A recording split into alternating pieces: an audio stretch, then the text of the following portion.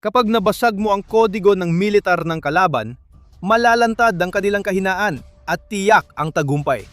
Alam yan ng Ukraina. Ang momentum ng 2026 ay nakadepende sa malalim na pag-unawa sa estratehiya ng Rusya at mga kagamitang militar at sistema ng Moscow. Ngayon, babaliktarin na ng Ukraina ang lahat. Hindi lang napasok ng Ukraina ang pinakamalalaking sistemang militar ng Rusya. Inilalantad pa nila ito sa bawat kalaban ni Putin. Matalinong galaw ng Ukraina na ibigay sa NATO ang susi ng arsenal ng Rusya. Nabunyag na ang sikreto. Pwede nang gumawa ng estratehiya laban sa Rusya. Ang mga sandata ng Rusya ay ginamit laban mismo sa kanila, samantalang sila ang mahigit 4 na taon nang gumagamit nito laban sa Ukraina. Paano ito nangyari? Trophy Lab. Iyan ang pangalan ng bagong database ng Ukraina na may detalyadong teknikal na impormasyon tungkol sa lahat ng sandata ng Rusya na hinarap ng Ukraina mula Pebrero 2022. Ibinahagi ni Mikhailo Fedorov, ministro ng Depensa ng Ukraina, ang mga detalye sa isang post sa X na nag-anunsyo ng paglulunsad ng bagong database na ito. Inilunsad ng Ukraina ang Trophy Lab. Binubuksan namin ang daan sa mga teknolohiya ng mga nasamsam na sandata ng Rusya para sa aming mga kasosyong pandaigdig. Ayon kay Fedorov, ang bawat misil, drone at sasakyang nasamsam sa labanan ay nagbibigay ngayon ng kaalaman para sa malayang mundo. Malaki na ito sa maraming dahilan na ipapaliwanag namin.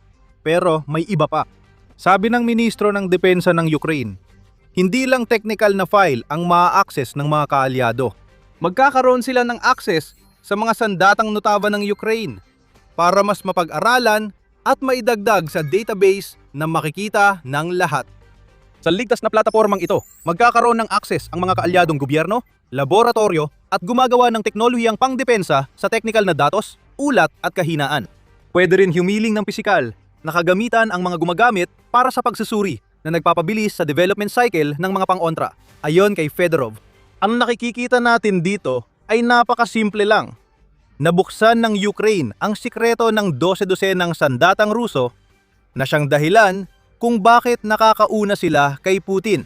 Naghahanda na ang Ukraine na ibahagi ang lahat ng impormasyon sa mga kaalyadong mas may pera, kagamitan at hindi nasa war zone para lalong mailantad ang kahinaan ng mga sandata ng Russia. Bigayan ito sa magkabilang panig. Ibubunyag ng Ukraine ang nalalaman, palalawakin ng mga kaalyado at makikinabang ang mga laban sa Russia. Magnyingingit-ingit talaga si Putin. Muling nagawa ng Ukraine ang hindi inaasahan ni Pangulong Putin at napapanood na lang niya habang napupunta sa mga kaaway ng Russia ang mga lihim na hindi dapat mabunyag. Ang magpapainit ng dugo ni Putin ay ang chance ng Ukraine na budburan pa ng asin ang sugat ng Russia. Walang trophy lab kung hindi inatake ng Russia ang Ukraine. Habang inuutos ni Putin ang mas maraming pag-atake sa lupa at himpapawid, mas lumalakas ang database ng Ukraine. Natural, may naiiwang labi ang mga pag-atake at iyan ang maaring makuha at pag-aralan ng Ukraine para mas matutunan pa ang tungkol sa mga sandata ng Russia. Ang irony dito, ang estratehiya ng Russia ang magpapabagsak dito, lalo na sa usaping drone at missile. Lalo umasa si Putin sa dalawang sandatang ito habang humihina ang kampanya ng Russia sa lupa. Iniulat ng France 24 na noong Mayo lamang, nagpakawala ang Russia ng 8,150 strike drones sa Ukraine na isang record kasama pa ang 211 missiles at libu-libong guided bombs. Ang mga sandatang ito ay mag-iiwan ng debris tulad ng shell, casing at chips na mahalagang impormasyon para malaman ang ginagawa ng Russia, paano nila ito ginagawa at paano ito labanan. Kapag napunta ang mga debris na yon sa mga taong may technical na kaalaman na kayang pag-aralan ang bawat bahagi nito, malalaking sikreto ang nabubunyag. Sa totolos lang, dapat alam na ni Putin na ang Ukraine sa lahat ng bansang maaari niyang targetin ay kayang-kayang pag-aralan at himayin ang mga sandata ng Russia. Nasaksihan niya ang sunod-sunod na inobasyon mula sa Ukraine sa panahon ng tinatawag niyang espesyal na operasyong militar. Maaring alam din niya ayon sa National Academies of Science, Engineering and Medicine na ang agam at inhinyerya ng Ukraine ay nag-ambag ng 13 hanggang 15% ng research and development potential ng dating Soviet Union. Alam ng mga siyentipikong Ukrainian ang ginagawa ng Russia noong unang bahagi ng dekada 90. Posibleng nakatrabaho nila ang marami sa mga armas na gamit ng Russia ngayon. Kapag inatake mo ang mga taong may technical na kaalaman, mabubunyag ka. Ang Trophy Lab ay bubunyag ng bawat lihim militar na gustong itago ng Russia. Matagal nang inihahanda ng Ukraine ang inisyatibong ito. Noong Mayo 28, iniulat ng Euromaidan Press na inaprubahan ng gabinete ng Ukraine ang bagong mga patakaran sa paghawak ng kagamitang militar ng Russia. Bilalaman ng mga patakaran iyon ang paraan ng paglilipat ng nasamsam na kagamitang militar ng Russia at pagbuo ng legal na balangkas para magamit ang impormasyong mula sa mga sandatang ito sa pagpapalakas ng depensa ng Ukraine at internasyonal na kooperasyon. Bagaman nabanggit ni Fedorov ang mga tropeo noon, una itong nakita bilang paraan ng Ukraine para ayusin ang paggamit ng mga nasamsam at iniwang kagamitang Ruso sa sariling depensa. Ngunit sa pamamagitan ng Trophy Lab, ibinunyag ng Ukraine ang isang mas malaking bagay. Ang hawak ng mga kaaway ng Russia ngayon ay napakalaking yaman ng impormasyong nabuo sa mga taon ng pakikibaka ng Ukraine. Nasa mga bansang kanluranin at kumpanyang pangdepensa ng impormasyong iyon na maaaring gamitin para gumawa ng mga sandatang panlaban sa pinakamapanganib na mga sistema ng Russia. Mahalaga ito para sa NATO at Ukraine, gaya ng ipapaliwanag namin mamaya. Gayunpaman, may munting usapin kung paano gagana ang Trophy Lab na dapat pag-usapan muna. Narito ang alam natin. Ipinaliwanag ni Fedorov ang mahahalagang bagay. Ang Trophy Lab ay magiging pinagsasaluhang imbakan ng mga sandatang Ruso at halos lahat ng nakuha ng Ukraine ay nandito. Ibig sabihin nito ay mga misil, drone, sasakyan at iba pang sistemang ginamit at iniwan ng Russia sa Ukraine. Hindi para sa lahat ang database na ito. Kailangan mag-apply ng sinumang gustong magkaroon ng access. Kapag may access na, pwedeng mag-download ng technical na dokumento, makuha ang pag-aaral at ulat, at humiling sa Ukraine ng mga sample ng mga armas sa database para sa direktang pag-aaral. Ayon sa opisyal na website ng Trophy Lab, ang unang bersyon ng database ay maglalaman ng mahigit 115 sample na nakuha sa labanan at dinala sa mga pasilidad ng Ukraine para sa pananaliksik. Hinati ang mga sample sa katalogo na may 79 na kategorya at subkategorya ng kagamitan. Pinapayagan din nito ang Ukraine na ipakita ang ilang bahagi at materyales na gamit sa sandata ng Russia. Hindi lang mga sandata ang nabubunyag, kundi pati mga bahagi na ginagamit sa paggawa nito. Ipopost din ng Ukraine ang mahigit 225 natapos na pag-aaral mula sa mga laboratorio, institusyong siyentipiko at engineering center. Ang nakikita natin dito ay isang plataporma ng pananaliksik kung saan mas marami pang maaaring magawa. Nagawa ng Ukraine na tipunin ang lahat ng impormasyong ito kahit na ipinagtatanggol ang sarili laban sa Russia at inuulan ng mga pangmalayuang pag-atake.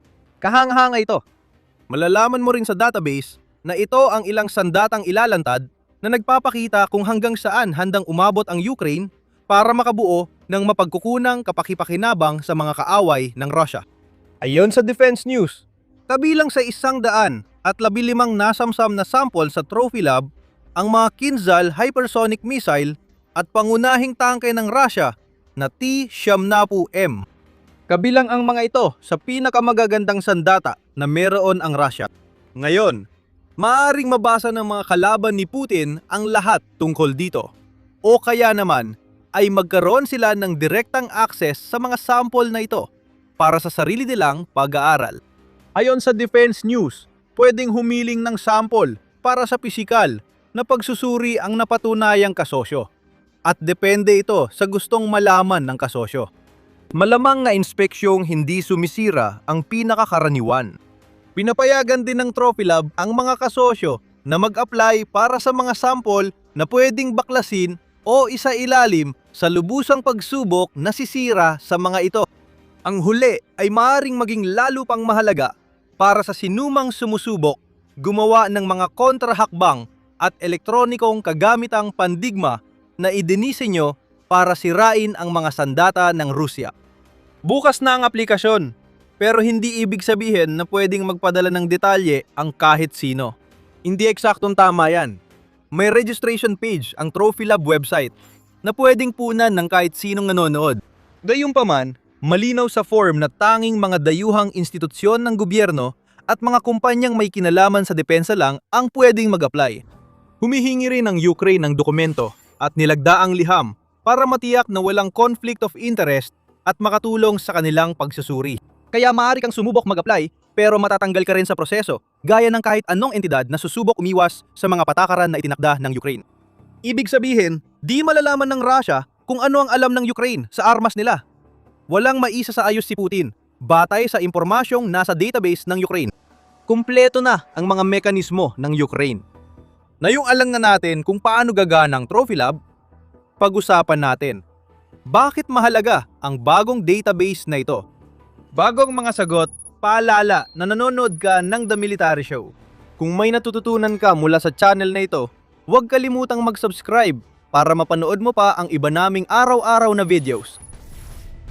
Magsimula tayo sa halata. Malaking bagay para sa Ukraine ang pagyusbong ng Trophy Lab habang pinapalalim nito ang ugnayan sa mga kaalyado, lalo na sa NATO. Bilinaw ni Fedorov na ginagamit ng Russia ang lahat ng armas laban sa Ukraine, habang pinag-aaralan ng Ukraine ang mga nasamsam nilang armas para malaman kung paano ito mapipigilan. Kailangan ng NATO ang impormasyong yon. Patuloy nagbibigay ng malaking suporta sa Ukraine ang alliance at miyembro nito, at laging naghahanap ng paraan para tumulong. Nilinaw ito ni Benedetta Berti, kalihim general ng NATO Parliamentary Assembly noong Hunyo 17. Sinabi niya na 79% ng tulong militar ng Ukraine ay galing sa NATO allies at muling pagtitiyak ng suporta ng organisasyon ay prioridad. Bago ang NATO summit sa Ankara sa ika-7 hanggang ika-8 ng Hulyo, isang Trophy Lab sa paraan ng Ukraine para makapag-ambag din sa alyansa ng NATO. At ipinapakita nito na ang ugnayan sa pagitan ng Ukraine at ng mga kaalyado nito sa NATO ay hindi isang one-way na relasyon. Ibinubunyag ng Ukraine ang mga lihim na makakatulong sa depensa ng NATO laban sa Russia. At sa totoo lang, hindi maaring dumating ang Trophy Lab sa mas tamang panahon pa. Sa pagtatapos ng 2025, sinabi ni kalihim general ng NATO na si Mark Rutte, pinalalakas ng Russia ang hybrid warfare laban sa mga miyembro ng alyansa at posible silang umatake sa isang bansa ng NATO sa loob ng 5 taon.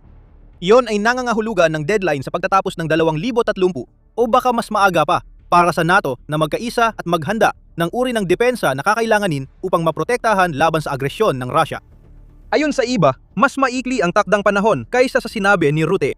Si Boris Pistorius, ministro ng depensa ng Alemanya, ay nagsabing ayon sa mga ekspertong Aleman, posible itong mangyari sa 2029. Ayon sa CBC Canada, ilang miyembro ng NATO ang naniniwala rito at suportado ito ng mga kilos ng Russia ngayon. Tinayo na ang mga infrastruktura para mag-deploy ng hanggang 115,000 sundalo sa hangganan ng Nordic at Baltic bilang banta sa silangan at hilaga ng NATO.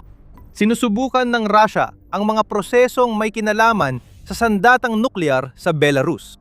Kahit na siya ay nasasangkot sa isang digmaan laban sa Ukraine na hinding-hindi umaayon sa plano, lalo pang nilulubog ni Putin ang sarili niya sa mas malalim na agresyon at malinaw na ang NATO ang pangunahing target. Kailangan ng NATO ng dagdag na impormasyon sa sandata at taktika ng Russia na ibibigay ng Trophy Lab. Ang kayamanang ito ay tutulong sa mga miyembro ng NATO na bumuo ng mga hakbang panlaban sa mga sandata ng Russia na posibleng hindi pa naisip dati. Malinaw na mahalaga ito para sa NATO. Pero para sa Ukraine, maaring mga hulugan din ito na ang mga innovator sa labas ng teritoryo ng Ukraine ay maaring makabuo ng mga konsepto na maaring magamit laban sa Russia. At wala nang magagawa si Putin tungkol dito. Bawat atake ng Russia sa lupa o himpapawid ay nagbibigay sa Ukraine ng tsansang makakuha ng tropeo at magbahagi ng datos sa NATO. Ang tanging paraan para mapigilan ito ay kung tatapusin ni Putin ang pananakop niya. Hindi mangyayari yon. Mula nang ilunsad ang Trophy Lab, araw-araw mas marami pang lihim ng Russia ang mabubunyag sa mga taong hindi dapat makaalam nito. Delikado ito sa Russia at nakakahiya para sa leader na matagal nang ipinagmamalaki ang sarili bilang tagapagtanggol ng Russia laban sa NATO. Pero igit pa sa lahat ng ito, ang Trophy Lab ay isa lang sa mga halimbawa ng isang bagay na matagal nang ginagawa ng Ukraine. Lahat ng karanasan sa labanan na nakuha ng Ukraine sa pamamagitan ng sarili nitong mga sakripisyo sa pagsalakay ng Russia ay ginagawang isang maibabahaging puhunan na naipapataas sa halaga ng Ukraine sa mga katuwang nito kaysa dati. Bagamat Trophy Lab ang pinakatampok sa pagbabahagi ng kaalaman sa Ukraine, hindi ito ang nag-iisang halimbawa. Noong 2026 lang natin nalaman na nagbigay ang Ukraine ng mahigit 500,000 oras ng drone footage na ginagamit na yon sa pagsasanay ng AI system para sa mas maraming drone. Ipinapakita ng mga video mula sa frontline kung paano mapupuntirya ang mga sandata ng Russia at nagbibigay ito ng kaalaman tungkol sa mga taktika na ginagamit ng Russia. Sa larangan ng pagsasanay ng AI, pinapayagan din ng mga ito ang mga autonomous na sistema na tukuyin ang mga target na nagbibigay daan sa kanila na umatake ng walang interbensyon ng tao. Ang dahilan kung bakit lalong mahalaga ang mga kuha mula sa Ukraine ay totoong mga kuha ang mga ito. Nakukuha mo ang bawat kondisyon ng panahon, uri ng lupain, at hindi inaasahang sitwasyon na hindi kayang gayahin ng simulation. Ayon kay Peter Kant, CEO ng Enabled Intelligence, na gumagamit ng ganitong mga kuha sa kanilang trabaho. Iyan ang mahalaga. Ang kaalamang ito ay napatunayan na sa aktwal na labanan sa Ukraine, kaya mas mahalaga kaysa sa simulation at haka-haka. Nakikita rin natin ang maraming ebidensya ng kakayahan ng Ukraine na gawing isang naililipat na yaman ang kanilang karanasan sa rehiyon ng Gulf. Pagkatapos ng US Operation Epic Fury laban sa Iran, madalas atakihin ng Iranian Shahid drone at missile ang mga Gulf na bansang katabi ng Iran. Parehong mga sandata ito na ginagamit ng Russia laban sa Ukraine, na biglang nagbigay ng malaking halaga sa kaalaman ng Ukraine para sa mga bansang maaring hindi pa nakipag-ugnayan sa Ukraine bilang kasangga sa depensa noon. Nagpadala ang Ukraine ng mahigit 200 eksperto sa drone sa Gulf para turuan ng Qatar at Saudi Arabia kung paano depensahan ang sarili laban sa banta ng mga Iranian drone. Dahil dito, pumirma ang Ukraine ng mga kasunduang pangdepensa na tatagal ng 1 dekada sa 3 Gulf countries, kabilang ang 2 nabanggit at United Arab Emirates. Pwede bang maka-access ang mga bansang iyon sa Trophy Lab? Maaring oo. Kung gagamitin ng mga bansang iyon, kasama ang lahat ng kanluraning kaalyado ng Ukraine ang bagong database, maaring harapin ng Russia ang pandaigdigang pananaliksik na layong i-neutralize ang bawat sandatang ginagamit sa Ukraine. Dahil kay Putin at sa pagsalakay niya sa Ukraine, nabunyag ang mga impormasyong ito na sana ay nanatiling lihim. Maaring napangalagaan ng Russia ang ilusyon na isa sila sa pinakamalakas na militar sa mundo at walang makakaalam ng katotohanan. Nabunyag na ang kawalang kakayahan ng Russia sa mahigit 4 na taon nitong kabiguan sa Ukraine. Ngayon, nakuha na ang mahalagang impormasyon mula sa mga sandata ng Russia at Ukraine ang sentro dito. Nahuli na naman sa bitag ang Russia. Habang lumalaban ang Russia, mas maraming impormasyon at mas malakas ang alyansa ng Ukraine sa mga kaalyado nito. Ang Trophy Lab na yon ay nagsisilbing daluyan ng kapahamakang si Putin mismo ang may kagagawan. Isa rin itong simbolo ng pagiging makapangyarihang manlalaro ng Ukraine sa pandaigdigang industriya ng depensa. Sa malaking bahagi ng digmaan, inilalarawan ang Ukraine bilang tumatanggap lamang. Ngayon, nagbago na ang sitwasyon.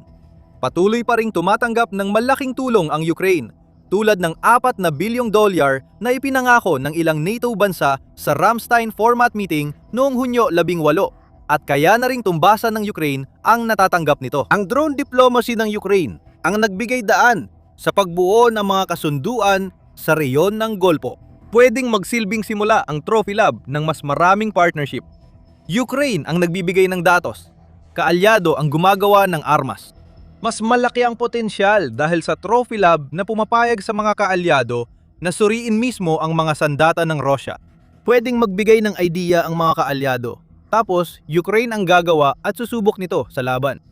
Ito ay isang symbiosis sa pagitan ng Ukraine at ng mga katuwang nito.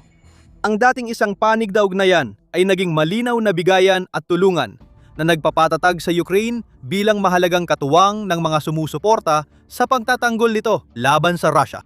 At pagdating sa Russia at Ukraine, nakikita natin na humihina ang impluwensya ni Putin habang lumalakas naman ang impluwensya ng Ukraine. At lahat ito ay nangyayari sa mismong sandaling ito.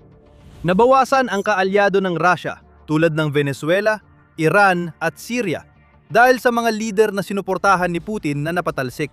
Mas malakas na ngayon ang impluwensya ng Ukraine kaysa dati.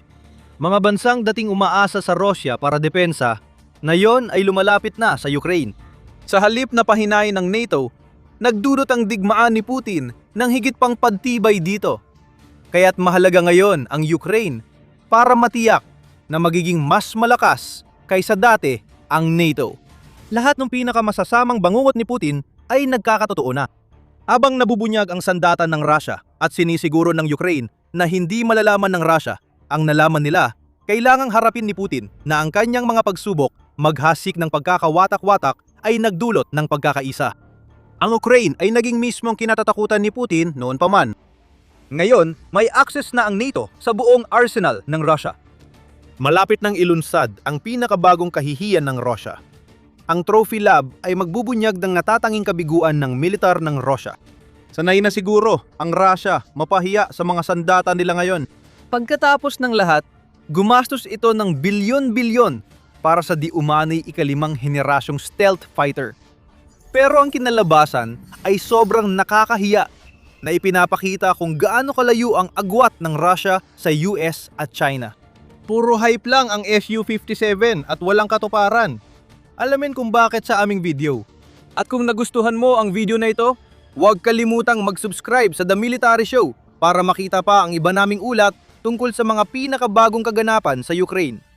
At maraming salamat, gaya ng dati, sa panonood.